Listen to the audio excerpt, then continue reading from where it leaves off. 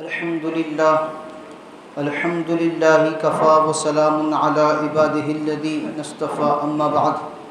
قال الله تبارك وتعالى في كلامه المجيد والفرقان الحميد بسم الله الرحمن الرحيم ألف لام ميم أحسب الناس أن يتركوا أن يقولوا آمنا وهم لا يفتنون وَلَقَدْ فَتَنَّا الَّذِينَ مِن قَبْلِهِمْ فَلَيَعْلَمَنَّ اللَّهُ الَّذِينَ صَدَقُوا وَلَيَعْلَمَنَّ الْكَاذِبِينَ وقال تعالى في مقام آخر بسم الله الرحمن الرحيم وَالسَّمَاءِ ذَاتِ الْبُرُوجِ وَالْيَوْمِ الْمَوْعُودِ وَشَاهِدٍ وَمَشْهُودٍ قُتِلَ أَصْحَابُ الْأُخْدُودِ النار ذات الوقود إذ هم عليها قعود وهم على ما يفعلون بالمؤمنين شهود وما نقموا منهم إلا أن يؤمنوا بالله العزيز الحميد الذي له ملك السماوات والأرض والله على كل شيء شهيد إن الذين فتنوا المؤمنين والمؤمنات ثم لم يتوبوا فلهم عذاب جهنم ولهم عذاب الحريق سبحان ربك رب العزة عما يصفون وسلام على المرسلين والحمد لله رب العالمين اللهم صل على سيدنا محمد وعلى آل سيدنا محمد بارك وسلم اللهم صل على سيدنا محمد وعلى آل سيدنا محمد بارك وسلم اللهم صل على سيدنا محمد وعلى آل سيدنا محمد بارك وسلم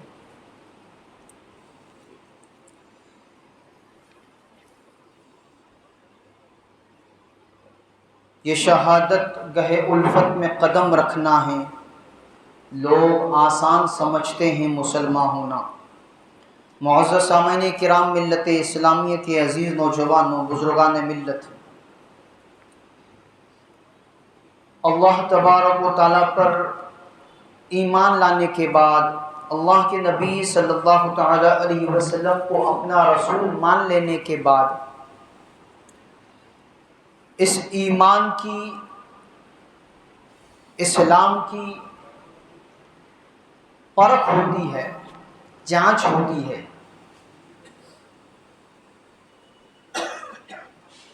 اسکول کا ایک بچہ سال بھر محنت کر کے تیار ہو جاتا ہے، اس بات پر آمادہ ہو جاتا ہے کہ اب میرا ٹیسٹ لیا جا سکتا ہے، میں تیار ہوں ٹیسٹ دینے کے لیے، امتحان کے لیے۔ اب جب ایمان والے کا دعویٰ ہے کہ میں مومن ہوں، میں مسلمان ہوں، میں ایمان والا ہوں، میرا اللہ اور اس کے رسول صلی اللہ تعالیٰ علیہ وسلم پر ایمان ہے، تو اب قرآن عظیم الشان میں سورۃ العنکبوت آیت نمبر 1 سے 3 تک اللہ جل جلالہ عما نوالہ ارشاد فرما رہے ہیں، کیا لوگوں نے یہ سمجھ رکھا ہے کہ انہیں یوں ہی چھوڑ دیا جائے گا کہ بس وہ کہہ دیں کہ ہم ایمان لے آئے اور ان کو آزمایا نہ جائے؟ حالانکہ ہم نے ان سب کی آزمائش کی جو ان سے پہلے گزر چکے ہیں، لہٰذا اللہ ضرور معلوم کر کے رہے گا کہ کون لوگ ہیں جنہوں نے سچائی سے کام لیا، اور وہ یہ بھی معلوم کر کے رہے گا کہ کون لوگ جھوٹے ہیں۔ اگرچہ اس کی تفسیر میں حضرت مفتی تقی عثمانی صاحب دامت برکاتہم وعمت فیوزہم تحریر فرما رہے ہیں، اگرچہ اللہ تعالیٰ کو شروع ہی سے معلوم ہے کہ کون فرما بردار ہوگا، کون نافرمان، لیکن اللہ تعالیٰ اس ازلی علم کی بنیاد پر جزا و سزا کرنے کے بجائے لوگوں پر حجت تمام کرنے کے لیے انہیں موقع دیتا ہے کہ وہ اپنے اختیار سے ہدایت یا گمراہی کا راستہ چنیں، اور یہاں یہی دیکھنا مراد ہے کہ کس نے کون سا راستہ عملاً چنا ہے۔ ایمان والا ہے، مسلمان ہے، اب اسے جانچا جائے گا، پرکھا جائے گا، ٹٹولا جائے گا۔ آپ بازار جا رہے ہیں، آپ کو کوئی چیز لینی ہے، آپ جانچ پڑتال کر کے لیتے ہیں، تھوک بجا کر لیتے ہیں۔ تو مسلمان یہ بھی جانچا جائے گا، پرکھا جائے گا، آزمائش کی جائے گی۔ اور جیسے سورۃ العنکبوت کے ترجمے میں آپ نے سنا، اللہ فرما رہے کہ ہم نے تم سے پہلے لوگوں کو بھی آزمایا اور ان کی بھی آزمائش ہوئی، انہیں بھی جانچا گیا، پرکھا گیا۔ تو اس میں سے ایک سلسلہ آج کی اس مجلس میں آپ حضرات کے روبرو گوش گزار کرنا ہے کہ جو پچھلے لوگ آزمائے گئے وہ کون تھے اور ان کی آزمائش کیسے ہوئی اور کیسے وہ ثابت قدم رہے، کیسے وہ نڈر بن کر اسلام پر عمل کرتے رہے اور اسلام ہی کے ساتھ وہ دنیا سے رخصت ہوئے۔ چنانچہ سورۃ البروج اللہ جل جلالہ و نوالہ ارشاد فرما رہے ہیں، قسم ہے برجوں والے آسمان کی اور اس دن کی جس کا وعدہ کیا گیا ہے،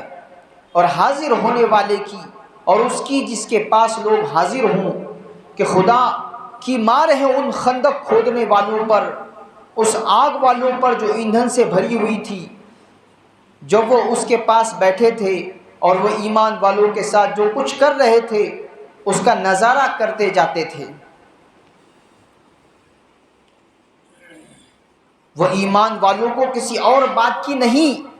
صرف اس بات کی سزا دے رہے تھے کہ وہ اللہ تعالیٰ پر ایمان لے آئے تھے، جو بڑے اقتدار والا، بہت قابل تعریف ہے، جس کے قبضے میں سارے آسمانوں اور زمین کی سلطنت ہے اور اللہ ہر چیز کو دیکھ رہا ہے۔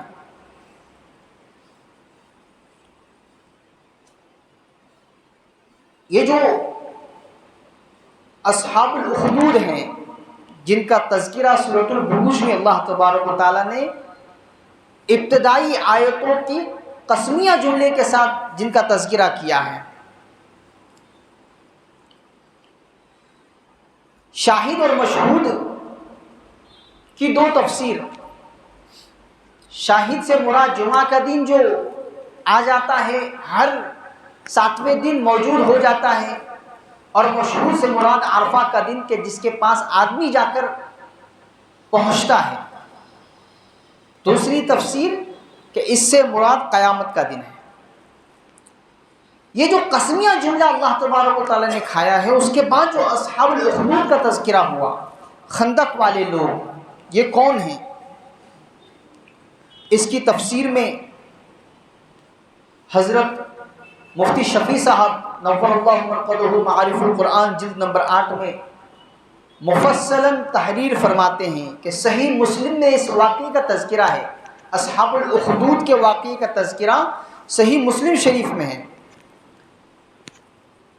کہ جنوب کے جانب، مکہ مکرمہ سے جنوب کے جانب یمن شہر میں، یمن ملک میں ایک کافر بادشاہ رہتا تھا، اس کا نام یوسف ذو نواس تھا، اور یہ جو بادشاہ ہے اس کا زمانہ اللہ کے نبی صلی اللہ تعالی علیہ وسلم کی ولادت سے 70 سال پہلے کا زمانہ ہے۔ اللہ کے نبی صلی اللہ تعالی علیہ وسلم کے دنیا میں پیدا ہونے سے 70 سال پہلے یہ واقعہ پیش آیا۔ یہ جو کافر بادشاہ تھا ذو نواس، اس کے دربار میں کاہن کہتے ہیں اس بندے کو جو شیاطینی معلومات کے ذریعے یا ستاروں کی علم کے ذریعے لوگوں کو فیوچر بتائے کہ کل کیا ہوگا، تمہارے ساتھ کیا ہوگا، ایسے بندے کو کاہن کہتے ہیں۔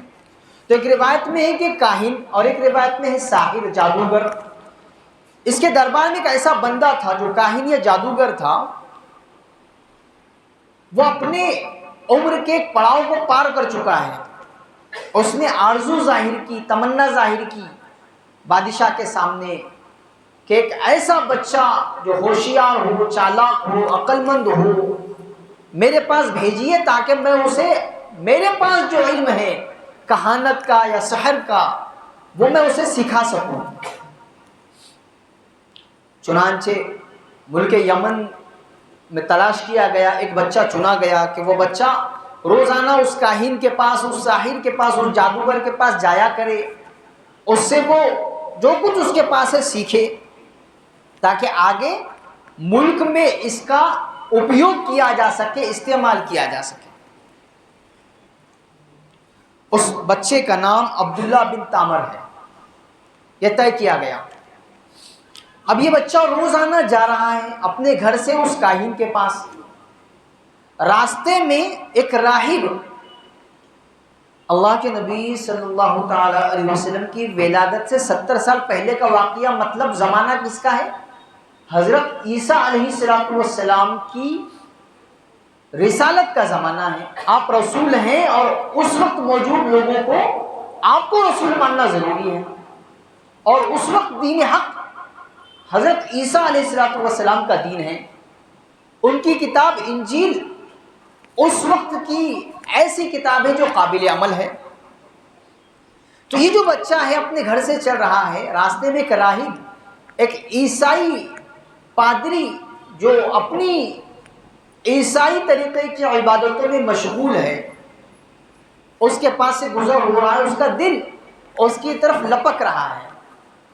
وہ روزانہ تھوڑی دیر اس کے پاس، اس راہب کے پاس، اس عیسائی پادری کے پاس بیٹھ رہا ہے،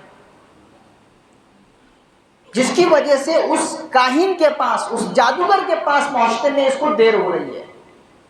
اور وہ جادوگر، وہ کاہن دیر سے پہنچنے کی وجہ سے اس کی سرزنش کر رہا ہے، اس کو مار رہا ہے، وہاں مار کھا رہا ہے۔ پھر واپسی میں کچھ دیر بیٹھ رہا ہے، جس کی وجہ سے گھر پہنچنے میں دیر ہو رہی ہے، گھر والے سرزنش کر رہے ہیں، مار پیٹ کر رہے ہیں، وہاں مار کھا رہا ہے۔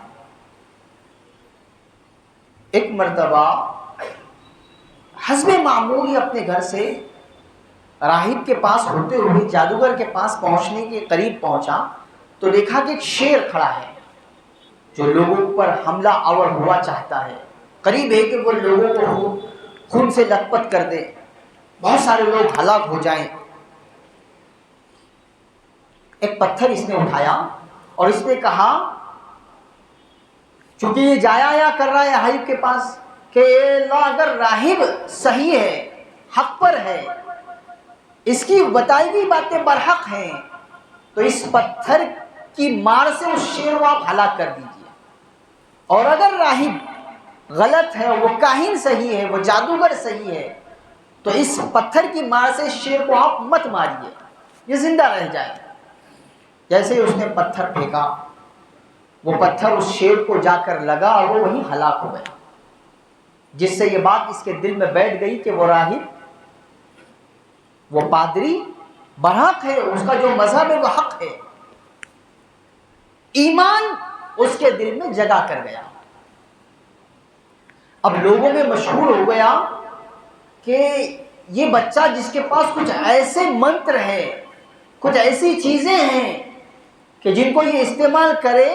تو لوگوں کو بہت نفع ہو، جیسے ایک شیر کو اس نے مار گرایا۔ اس بات کو سن کر ایک نابینا، ایک اندھا آدمی اس بچے کے پاس آ رہا ہے اور کہہ رہا ہے کہ میری آنکھوں کا علاج کر دو، میری روشنی واپس لوٹا دو، تو میں جانوں گا کہ تم واقعی پاورفل بندے ہو، تمہارے پاس جو ہے وہ صحیح ہے۔ اس بچے نے کہا کہ ایک شرط ہے، تمہاری بینائی واپس آ جائے گی، روشنی واپس آ جائے گی، تمہیں اس معبود برحق پر ایمان لانا پڑے گا جس پر میں ایمان لا چکا ہوں۔ اس پادری والے، اس عیسائی انجیل والی کتاب پر ایمان لانا پڑے گا۔ اس نے کہا ٹھیک ہے، بہت اچھی بات ہے۔ اس نے دعا کی کہ اے اللہ، جیسے آپ نے اس شیر کو پتھر کی مار سے مار گرایا تھا، اس کی بینائی آپ لوٹا دیجیے۔ دعا کرتے ہی ہاتھ پھیرا، اس کی آنکھوں پر بینائی واپس آ گئی، دیکھنے لگا وہ آدمی، یہ ایمان میں داخل ہو گیا۔ اب 3 لوگ ہیں پورے ملک میں، یمن میں، کہ جو ڈٹے ہوئے ہیں اپنی بات پر۔ بادشاہ کے پاس یہ بات پہنچی، وہ بہت زیادہ غصے میں آگ بگولا کہ یہ کیا، کون سا انہوں نے میرے بادشاہ کا دین چھوڑ کر کون سا دین انہوں نے اختیار کر لیا۔ بلا کر سمجھانے کی کوشش کی، جب یہ سمجھے نہیں تو حکم دیا اپنے درباریوں کو کہ اس کو لے جاؤ، اونچی پہاڑی پر لے جاؤ اور وہاں سے اس کو دھکا دے دو۔ لے گئے، جیسے ہی اونچی پہاڑی پر پہنچے ایک تیز ہوا چلی جس سے سارے وہ لوگ جو گرانے کے لیے دھکا دینے کے لیے پہنچے تھے اس آندھی سے وہ ہلاک ہو گئے، اور اس بچے کو جو دھکا دیا تو وہ صحیح سالم رہ گیا، مر نہیں سکا وہ بچہ اتنی اونچی پہاڑی سے پھینکنے کے باوجود۔ پھر بادشاہ کو غصہ آیا تو کہا کہ ایک کشتی پر سوار کر کے لے جاؤ، 20 سمندر میں لے جا کے اس کو ڈال دو۔ لے کر گئے، اس کو پھینک دیا، اور جس کشتی میں تھے اس میں بھونچال آ گیا، سب ڈوب کے مر گئے، وہ سمندر میں سے واپس آ گیا۔ اور زیادہ پریشان لوگ، بادشاہ خود پریشان کہ کیا ماجرا ہے۔ جب 2 بار کی کوشش کے باوجود وہ بچہ مر نہیں سکا، اس کی جان نہیں گئی، تو اس بچے نے ترکیب بتائی کہ اگر تم مجھے مارنا ہی چاہتے ہو تو میرے ترکش سے ایک تیر میں تم کو دے رہا ہوں، وہ تیر لو اور اس کو بسم اللہ ربی کہہ کر مجھ پر چلاؤ۔ بادشاہ سے کہا بسم اللہ ربی کہہ کر مجھ پر چلاؤ۔ بادشاہ نے وہ تیر لیا، بسم اللہ ربی کہہ کر جیسے اس پر چلایا، وہ تیر اس کے جا کے لگی اور وہ وہیں شہید ہو گیا۔ اس معاملے کو دیکھ کر کہ اللہ کے نام پر یہ بچہ فوت ہو رہا ہے، اپنی جان دے رہا ہے، کسی اور طریقے کو اختیار کر کے یہ مر نہیں رہا، لیکن اس نے جو طریقہ بتایا اس کے ساتھ یہ دنیا سے رخصت ہوا۔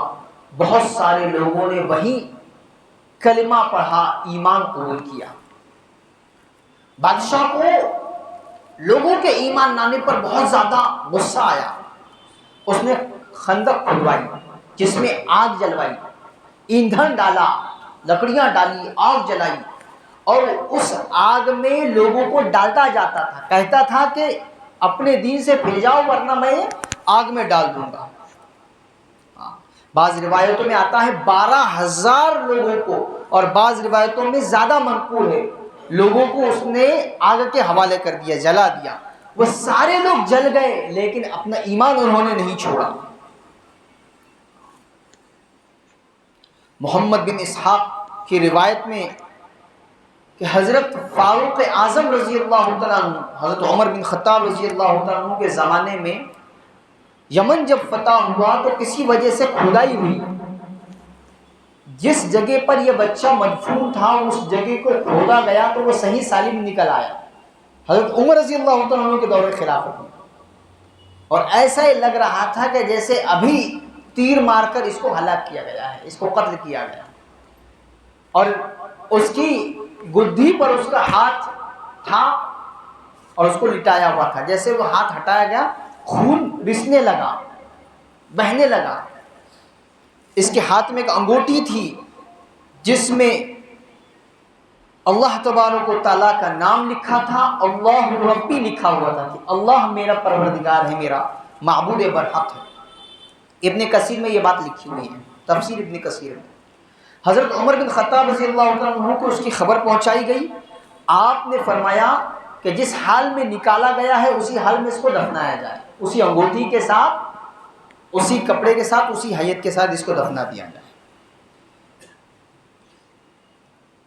اب اس سورۃ البروج میں اللہ تبارک و تعالی چند آیتوں کے بعد ارشاد فرما رہے ہیں کہ وہ لوگ جنہوں نے ایمان والے، ان الذین فتنوا المؤمنین والمؤمنات ثم لم یتوبوا فلہم عذاب جہنم ولہم عذاب الحریق، کہ جن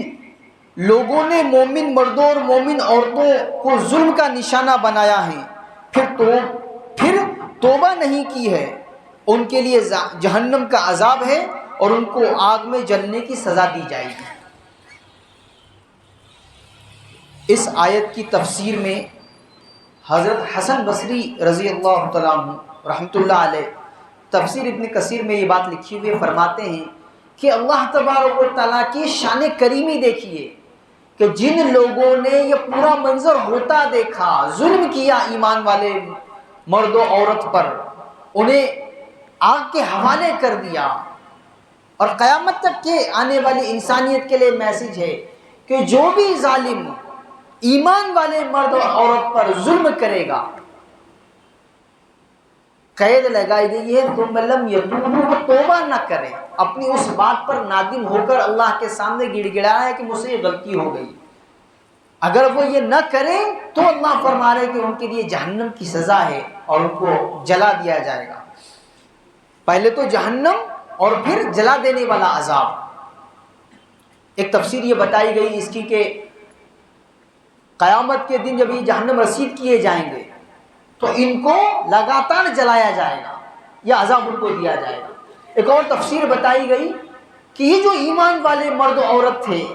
12,000 اس سے زیادہ جن کو جلایا گیا، فرمایا جب یہ آگ میں ڈالے جا رہے تھے تو ان کی باڈی کے آگ میں گرنے سے پہلے اللہ تبارک و تعالیٰ نے ان کی روحیں قبض کر لی، اور اصل جو آگ کا جلنا ہے یا اس کا درد ہے وہ روح کے ساتھ محسوس ہوتا ہے۔ آپ اگر تلیر جلاؤ اور اس میں ہاتھ ڈالو تو وہ جو چٹکا آپ کو لگتا ہے، وہ جو جلن آپ کو ہوتی ہے، چونکہ آپ کی باڈی میں روح ہے جسم میں، اس لیے وہ جلن کا احساس ہوتا ہے، اور وہ احساس ان کا اللہ نے ختم کر دیا تھا کہ ان کی باڈی آگ کے حوالے ہونے سے پہلے ان کی روح قبض ہو گئی، اور جیسے ہی یہ گرے ان کا جسم ختم ہو گیا، یہ آگ پھیلتی گئی۔ تفسیر مظہری میں ہے کہ آگ پھیلتی گئی اور پورے ملک میں پھیلی، جن جن لوگوں نے ظلم کیا تھا ان کو جلا کر خاک کر دیا۔ تو ایمان والے مرد اور عورت پچھلے صدیوں سے جتنے بھی قومیں پچھلی گزری ہیں، صرف ہم ہی نہیں، ہم سے پہلے جتنے ایمان والے مرد و عورت گزرے ہیں ان کو اپنے ایمان کی جانچ پرکھ کرانی پڑی، ان کو آزمایا گیا، ان کو ابتلا میں، ان کو مصیبتوں میں گرفتار کیا گیا تاکہ جانچا جائے کہ وہ پکے ایمان والے ہیں کہ نہیں۔